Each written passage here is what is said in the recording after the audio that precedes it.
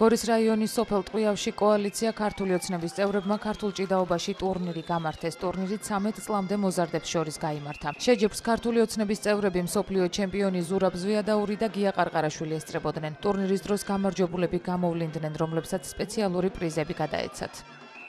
ჭიდაობა ძალიან მიხარია, რომ ჩემს სოფელში მალე ხშირად ტარდება ჭიდაობა. ნაიჭიდაოთ? კი. ჩემ მეგობრებს უნდა უვალეშიყო და ჩემ მეგობრებს უნდა დავეხო.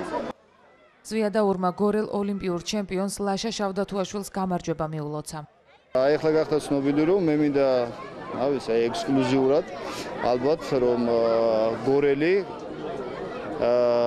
შავდათუაშვილი ფიქრობ რომ გახდა ოლიმპიური ჩემპიონი, იყო ფინალში გასული და რამდენი წამი? 10 წამი, ხო?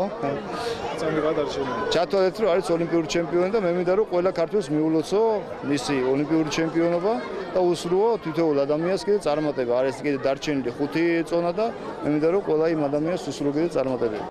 შეჯიბრი ჯანსაღი ცხოვრების წესის დამკვიდრებას ემსახურებოდა. ტურნირი ჭიდაობაში სხვადასხვა სოფლებში პერიოდულად გაიმართება.